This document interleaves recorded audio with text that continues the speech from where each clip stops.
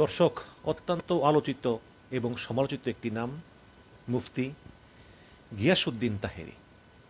তো সেই গিয়াসউদ্দিন তাহেরিকে হন্য হয়ে খুঁজছে পুলিশ, কিন্তু পাচ্ছে না। এবং এই তাহেরি গ্রেপ্তার এড়ানোর ভয়ে তিনি নিজেও পালিয়ে রয়েছেন। আমরা যারা বাংলাদেশের ওয়াজ মাহফিল সম্পর্কে খবর রাখি বা না রাখি, আমরা সবাই তাহেরিকে চিনি, কারণ তিনি ওয়াজ মাহফিলের সঙ্গে যে গান বাজনা এবং হাস্যরসাত্মক কথাবার্তা এবং জিকির, এটা তিনি অ্যাড করার অন্যতম। আমরা এর আগে জানতাম না। আমরা কিছুদিন আগে একটা জিকির শুনেছি, আহিম হ্যাঁ আহিম হা, এরকম জিকির করতেছেন। এখন এই হিম হ্যাঁ এবং হিমহার অর্থ কি আমরা জানি না, কিন্তু শুনতে ভালো লাগে আর কি। তো এখানে RTV নিউজ যে আলোচিত সমালোচিত ইসলামী বক্তা মুফতি গিয়াসউদ্দিন আল তাহেরির নামে ব্রাহ্মণবাড়িয়া একটি মামলা দায়ের করা হয়েছে। সোমবার হেফাজতে ইসলাম বিজয়নগর উপজেলা শাখার আইন বিষয়ক সম্পাদক ফরিদুল ভুইয়া বাদী হয়ে থানায় এই মামলা দায়ের করেন।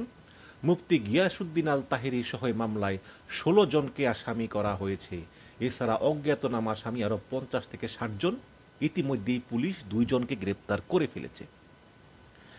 মামলায় দৌলতবাড়ি দরবার শরীফের পীর এবং জাতীয় মিলাদ কমিটি বাংলাদেশের চেয়ারম্যান শাহ সুফি সৈয়দ নাইমুদ্দিন আহমেদকে প্রধান আসামি এবং ফয়েজিয়া দরবার শরীফের পীর এবং আলোচিত বক্তা মুফতি গিয়াসউদ্দিন আল তাহেরিকে ৪ নম্বর আসামি করা হয়। মামলার এজাহারে উল্লেখ করা হয়েছে যে গত ৬ সেপ্টেম্বর দুপুর ২:৩০টার দিকে বিজয়নগর থানাধীন ডাকবাংলা মোড়ে ঈদে মিলাদুন্নবী সাল্লাল্লাহু আলাইহি ওয়াসাল্লাম উপলক্ষে যশনে জলুস চলাকালে হেফাজতে ইসলাম বাংলাদেশের মহাসচিব আল্লামা সাজিদুর রহমানকে উদ্দেশ্য করে অত্যন্ত কুরুচিপূর্ণ, মানহানিক এবং আপত্তিকর বক্তব্য দেওয়া হয়। অভিযোগে বলা হয়েছে যে ওই বক্তব্য মুসলমানদের ধর্মীয় অনুভূতিতে আঘাত এনেছে। এই মামলায় ২০ সেপ্টেম্বর ভোরে পুলিশ উপজেলার শ্রীপুর গ্রামের মোহাম্মদ জাকির হোসেন জাক্কু এবং ইসাপুর গ্রামের মোহাম্মদ হুমায়ুন মিয়াকে গ্রেপ্তার করে আদালতে পাঠায়। বিজয়নগর থানার ওসি মোহাম্মদ শহীদুল ইসলাম বলেন যে হেফাজতের করা মামলায় ২ আসামিকে গ্রেপ্তার করে আদালতে পাঠানো হয়েছে। গিয়াসউদ্দিন আল তাহেরি সহ অন্য আসামিদেরকে ধরতে অভিযান চালানো হচ্ছে। তাহলে গিয়াসউদ্দিন আল তাহেরি পালিয়েছেন, কিন্তু হয়তো গ্রেপ্তার হবেন, পালিয়ে আর কই থাকবেন।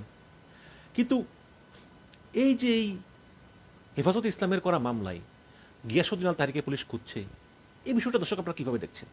গিয়াসউদ্দিন আল তাহেরি তিনি খুবই আলোচিত এবং বিতর্কিত একজন ইসলামী বক্তা, এবং আওয়ামী লীগের আমলে যখন ইসলামী বক্তারা খুবই কোণঠাসা হয়ে গিয়েছেন, যখন মিজানুর রহমান আজাহারি দেশ ছেড়ে চলে গিয়েছেন চাপে পড়ে, আজাহারির একটা মাহফিলে লাখ লাখ লোক হয়, এটা আওয়ামী লীগ ভালোভাবে নেয়নি।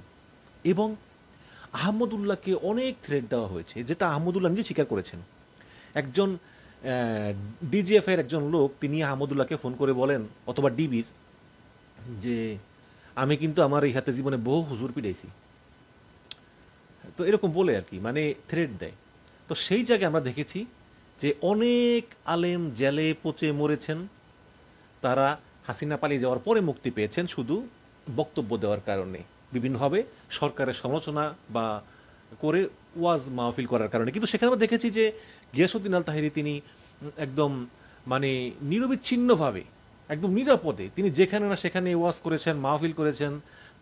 তিনি শামীম ওসমানের প্রশংসা করেছেন, তিনি আওয়ামী লীগের লোকদের প্রশংসা করেছেন, এবং তিনি সব জায়গায় খুব সুন্দরভাবে বক্তব্য দিতেন, কেউ তার কোনো কাজে বাধা দিত না। এবং তিনি বিভিন্ন সময় আওয়ামী লীগের লোকের কাছ থেকে সহযোগিতাও পেয়েছেন। তো শেখ গিয়াসউদ্দিন আল তাহেরি তিনি একবার শায়খ আহমদুল্লাহকে ২৪ ঘন্টার মধ্যে ক্ষমা চাইতে আলটিমেটাম দিয়েছিলেন। একবার আপনার হঠাৎ করে আহমদুল্লাহ খেপে গিয়েছিলেন, এই খেপে যাওয়া নিয়ে মুসলিম সমাজে অনেক তর্ক বিতর্ক হয়েছিল। এই তো সমস্যাটা হচ্ছে কি, যে শায়খ আহমদুল্লাহকে একজন প্রশ্ন করেছিলেন যে নবুয়তের পূর্বে মহানবী সাল্লাল্লাহু আলাইহি সাল্লাম কোন ধর্ম পালন করতেন, কারণ তিনি তো নবুয়ত প্রাপ্ত ছিলেন ৪০ বছর বয়সে, তার আগে তিনি কি মুসলিম ছিলেন না কি ছিলেন? তখন শায়খ আহমদুল্লাহ বলেন যে যদি মনে করেন তিনি কোনো ধর্ম অনুসরণই করতেন না, নাউজুবিল্লাহ বলেন, উনি কি ধর্মহীন ছিলেন নাকি? উনি নবী হয়েছেন ৪০ বছর বয়সে, তাহলে ৪০ বছর বয়সের আগ পর্যন্ত নবী হওয়ার আগে তার ধর্ম কী ছিল? জবাবে তিনি বলেন যে উনি ধর্ম অনুসরণ করতেন। যদি আপনি মনে করেন যে উনি ধর্ম অনুসরণ করতেন না, তাহলে নাউজুবিল্লাহ বলেন।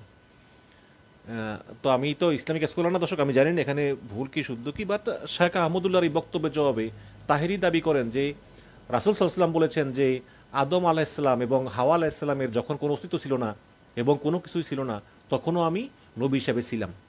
আর আপনি বলেছেন 40 বছর পর্যন্ত রাসূল সাল্লাল্লাহু আলাইহি ওয়াসাল্লাম তো নবী ছিলেন না। এই কথার দ্বারা আল্লাহর কোরআন অস্বীকার করেছেন এবং নিজে নিজে মন গড়া হাদিস বানিয়ে নবীর ব্যাপারে মিথ্যা বলে তাকে বলবো আপনি তওবা করে ফিরে আসুন। এবং 4 বছর আগে তাহেরির আলোচিত গান আল্লাহর ধন রাসূলকে দিয়া গেলেন আল্লাহ গায়েব হইয়া, এমন এমন গান গাওয়াতে শায়খ আহমদুল্লাহ বলেছিলেন যে গিয়াসউদ্দিন আল তাহেরি গানে গানে এখানে যে কথাগুলো বলেছিলেন, কথাগুলো যদি একজন ইমানদার মানুষও বলেন এবং বিশ্বাস করেন, তাহলে সেই মানুষটা সঙ্গে সঙ্গে বেঈমান হয়ে যাবেন। সঙ্গে সঙ্গে তাহেরির মতো গান গাইলে তিনি ইসলাম থেকে খারিজ হয়ে যাবেন। তো তাহেরিকে নিয়ে শায়খ আহমদুল্লাহর এই বক্তব্য কি কারণেই কি মুফতি গিয়াসউদ্দিন আল তাহেরি শেখ আহমদুল্লাহকে টার্গেট করেছেন, নাকি অন্য কিছু? দর্শক, ইসলাম শান্তির ধর্ম, এখানে দ্বিমত করার সামান্যতম সুযোগ নেই। তাহলে প্রশ্ন হচ্ছে যে এই শেখ আহমদুল্লাহ এবং এই গিয়াসউদ্দিন আল তাহেরি তাদের নিজ ধর্মের ভিতরেই কেন এত তর্ক বিতর্ক, এবং বিভিন্ন সময় এই মুফতি গিয়াসউদ্দিন আল তাহেরি বিভিন্ন ইসলামী বক্তার সমালোচনা করেছেন। তো এখন কে ভালো কে খারাপ দর্শক সেটা আপনাদের বিষয়। আমি আমি ইসলাম বিষয়ে আমি স্কলার না, আমি ওই মানে ধর্মকর্ম করার জন্য যতটুকু প্রয়োজন হয় আমি অতটুকুই জানি, এর বেশি কিছু জানি না। তো এই শায়খ আহমদুল্লাহ বা মুফতি গিয়াসউদ্দিন আল তাহেরি, এদের বিষয়ে আমি কোনো মন্তব্য করতে চাই না, কিন্তু হেফাজত ইসলামের একটি মামলায় গিয়াসউদ্দিন আল তাহেরি তিনি পালিয়ে বেড়াচ্ছেন এবং আমি মনে করি যে তাকে পেলেই তাকে গ্রেপ্তার করা হবে। তাকে হন্য হয়ে খুঁজছে পুলিশ, এমন সংবাদে দিয়েছে বাংলাদেশের একটি চ্যানেল RTV। দর্শক, একটি ব্রেকিং নিউজ দেওয়ার জন্য আসলাম, সেটা হচ্ছে যে সেনাপ্রধান জেনারেল ওয়াকারুজ্জামান তিনি বঙ্গভবনে রাষ্ট্রপতি চুপ্পুর সঙ্গে একটি বৈঠকে বসেছেন এবং গতকালকে বেলা 11টার দিকে সেনাপ্রধান প্রধান বিচারপতির যে গুলশানের বাসভবন, সেখানে আপনারা জানেন যে বেলা 11টায় মিলিত হয়েছিলেন এবং সেখানে প্রায় ঘণ্টাব্যাপী বৈঠক করেছেন এবং অনেক জল্পনা কল্পনা, সেনা শাসনের একটা গুঞ্জন ছড়িয়ে পড়েছে এবং একই সঙ্গে আবার তার principal staff officer lieutenant general Kamrul Hasan দেখা করেছেন ডক্টর ইউনূসের সঙ্গে। তো এটা কি কাকতালীয় নাকি পরিকল্পিত, এরকম অনেক ঘটনা। পরে আমরা যা ব্যাখ্যা পেলাম যে সোর্সের মাধ্যমে, সেটা হচ্ছে যে মানবাধিকার কমিশন জাতিসংঘের তারা যেই 72 জন সেনা অফিসারকে দায়ী করেছে গণহত্যা গুম খুনের জন্য এবং তাদের বিচার প্রক্রিয়া নিয়ে এইসব বিষয় নিয়ে কথা বলতেই আসলে সেনাপ্রধান গিয়েছেন প্রধান বিচারপতির সঙ্গে দেখা করতে। তবে আমরা ধারণা করি যে এর ভিতরে তত্ত্বাবধায়ক সরকারের রূপরেখা বা তত্ত্বাবধায়ক সরকার কীভাবে গঠিত হতে পারে এবং তত্ত্বাবধায়ক সরকারের প্রধানের যোগ্যতা কী হবে, এসব বিভিন্ন বিষয় হয়তো তিনি প্রধান বিচারপতির সঙ্গে আলাপ আলোচনা করতে পারেন। এখন প্রশ্ন করতে পারেন যে এগুলো করার ইখতিয়ার আছে কি না। এখন আইনত তো থাকা উচিত না, বাট বর্তমানে যেহেতু স্পেশাল পরিস্থিতি, এই কারণে হয়তো বা করেছেন। আপনারা জানেন যে 3 দিন কোনো সরকার ছিল না, হাসিনা 5 তারিখে পালাইছে, 5, 6, 7 3 দিন কিন্তু এই সেনার প্রধানই দেশ পরিচালনা করেছেন এবং তিনিই কিন্তু উপরের লেভেলের সব নির্দেশগুলো তার কাছ থেকে এসেছে, সুতরাং তার একটা গ্রহণযোগ্যতা আছে। এবং আপনারা জানেন যে এটা তো আর কোনো গোপন বিষয় না যে সেনাবাহিনীর উপর সরকারের কোনো কন্ট্রোল নাই। এখন সে একই প্রশ্ন, তিনি রাষ্ট্রপতি চুপ্পুর কাছে কেন গিয়েছেন? অনেকেই বলেন যে সেনাপ্রধান জরুরি অবস্থা ঘোষণার পায়তারা করতেছেন, জরুরি অবস্থা ঘোষণার পায়তারা করতেছেন, এই কারণে তিনি গতকালকে প্রধান বিচারপতির কাছে মতামত নিতে গিয়েছিলেন এবং তারপর আজকে রাষ্ট্রপতি চুপ্পুর কাছে গিয়েছেন, কারণ সেনাপ্রধান ওয়াকার জরুরি অবস্থা ঘোষণা করতে চান এবং জরুরি অবস্থা ঘোষণা করে এই সরকারকে ব্যর্থতার দায়ভার নিয়ে পদত্যাগ করার জন্য চাপ সৃষ্টি করবেন। এই কারণে আজকে রাষ্ট্রপতি চুপ্পুর সঙ্গে পরামর্শ করতে গিয়েছেন, কিন্তু আমি এটাকে মোটেই সত্য মনে করি না। আমি জানি না সেনাপ্রধানের সঙ্গে রাষ্ট্রপতির কী কথা হচ্ছে, আমি সেখানে নাই, আমি কোনো সোর্স থেকেও পাইনি, কিন্তু কিছু যুক্তি আমি দিই। সেটা হচ্ছে কি যে যে রাষ্ট্রপতির কিন্তু কোনো ক্ষমতাই নাই জরুরি অবস্থা ঘোষণা করার। রাষ্ট্রপতি যে কোনো কাজ করবে সেটা তার করতে হবে প্রধানমন্ত্রীর সুপারিশ ক্রমে বা প্রধানমন্ত্রীর আদেশ ক্রমে। এখন প্রধানমন্ত্রী হিসেবে আছেন প্রধান উপদেষ্টা ডক্টর ইউনূস, সুতরাং ইউনূসের অনুমতি ছাড়া, ইউনূসের নির্দেশ ছাড়া রাষ্ট্রপতির কিছু করার ক্ষমতা নাই, শুধু দুইটা বিষয় ছাড়া। কি সেই দুইটা বিষয়? একটা হচ্ছে প্রধান বিচারপতি নিয়োগ, আর একটা হচ্ছে প্রধানমন্ত্রী নিয়োগ, প্রধানমন্ত্রী নিয়োগ। এই দুইটা ছাড়া রাষ্ট্রপতির কিছু করার ক্ষমতা নাই। রাষ্ট্রপতি জরুরি অবস্থা জারি করার ক্ষমতা রাখেন না, এটাই বাস্তবতা। রাষ্ট্রপতি জরুরি অবস্থা জারি করেন প্রধানমন্ত্রীর পরামর্শক্রমে, আর এখন প্রধানমন্ত্রী হচ্ছে ইউনূস। সুতরাং এই সেনাপ্রধান চুপ্পুর সঙ্গে দেখা করতে যাওয়া নিয়ে বঙ্গভবনে যারা বলতেছেন যে জরুরি অবস্থা ঘোষণা করা হবে, আমি বলতেছি যে আসলে এটা সম্ভব না। তাহলে কেন গিয়েছেন? দেখুন, আমি মনে করি যে এই জেনারেল ওয়াকারুজ্জামান কিন্তু প্রায় বঙ্গভবনে যান, মাঝে মাঝে নিউজ হয়, মাঝে মাঝে হয় না। এখন যেহেতু পরিস্থিতি খুব টালমাটাল, এই কারণে এই নিউজটা হচ্ছে। আপনি দেখবেন যে হাসিনা পালিয়ে যাওয়ার পর, ডক্টর ইউনূস সরকার আসার পর থেকে কিন্তু এই চুপ্পুকে কেউই পছন্দ করে না, কেউই পছন্দ করে না। না করার কারণও আছে, কারণ তিনি ছিলেন ফ্যাসিবাদের দোসর, স্বৈরাচারের দোসর। এই কারণে আপনি দেখেন যে এর আগে প্রতিবার যখন প্রধানমন্ত্রী বিদেশ যেত, যাওয়ার আগে বা আসার পরে রাষ্ট্রপতির সঙ্গে আলাপ করে রাষ্ট্রপতিকে অবহিত করত যে কি সফরে কি অর্জন হলো কি না হলো। ডক্টর ইউনূস একটা দিনের জন্য বঙ্গভবনে যাননি, কারণ তিনি মনে করেন যে রাষ্ট্রপতির সঙ্গে দেখা করার জন্য সেই উপযুক্ততাই তো এই রাষ্ট্রপতির নাই, সেই তো স্বৈরাচারের দোসর। ভালো কথা, এটা ডক্টর ইউনূসের নিজের ইচ্ছা, হতেই পারে। তার তার তার এই কথা তো আর মিথ্যা না, আসলেই তো চুপ্পু ছিল ফ্যাসিবাদের দোসর। তো এরপর থেকে আমরা দেখলাম যে সরকারের সঙ্গে আসলে রাষ্ট্রপতির যোগাযোগটা আসলে এই সেনাপ্রধানের মাধ্যমেই হয়। সেনাপ্রধান মাঝে মধ্যে গিয়ে তার সঙ্গে কথা বলেন, তাকে সঙ্গ দেন, ঈদের সময় গিয়ে তার সঙ্গে কথা বলেন। আবার দেখলাম বিভিন্ন সময় বঙ্গভবনে যে নামাজ পড়ানো হয় সেখানে সেনাপ্রধান ওয়াকারুজ্জামান ইমামতিও করেন। তো এরকম একটা কথাবার্তা আছে। এখন আমার মনে হয় যে রাষ্ট্রপতিকে যেই ব্রিফ করার একটা নিয়ম আছে সরকারের পক্ষ থেকে, এই কাজটা আসলে আনঅফিসিয়ালি সেনাপ্রধান করতেছেন। সেনাপ্রধান প্রায় সময় গিয়ে চুপ্পুকে বিভিন্ন বিষয় অবহিত করেন।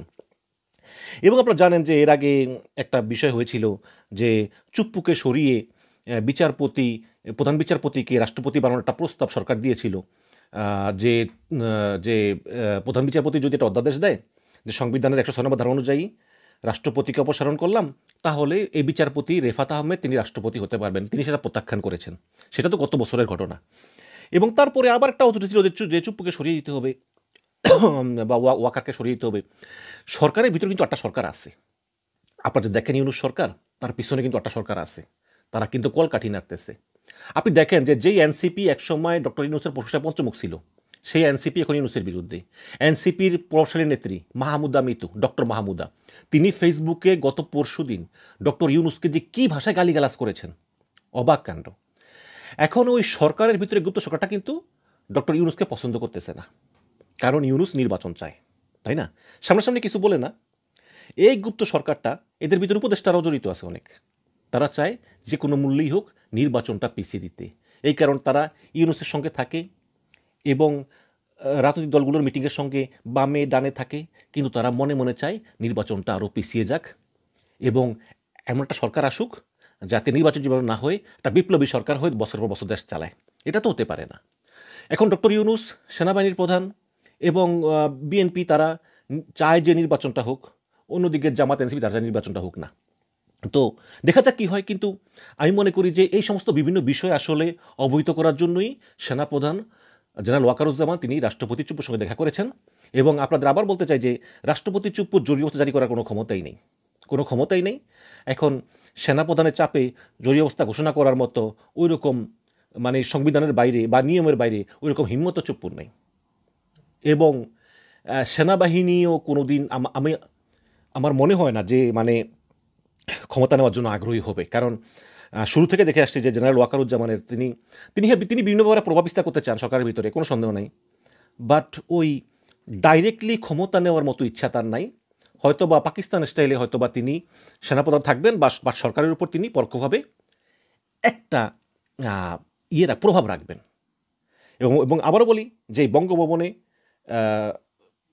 রাষ্ট্রপতি চুপ্পুর কাছে সেনাপ্রধান গিয়েছেন, এটা প্রায় তিনি যান এবং রাষ্ট্রপতি চুপ্পুকে দেশের বিভিন্ন পরিস্থিতি অবহিত করতেই আসলে সেখানে সেনাপ্রধান গিয়েছেন। জরুরি অবস্থা ঘোষণার কোনো ক্ষমতাই রাষ্ট্রপতির নাই।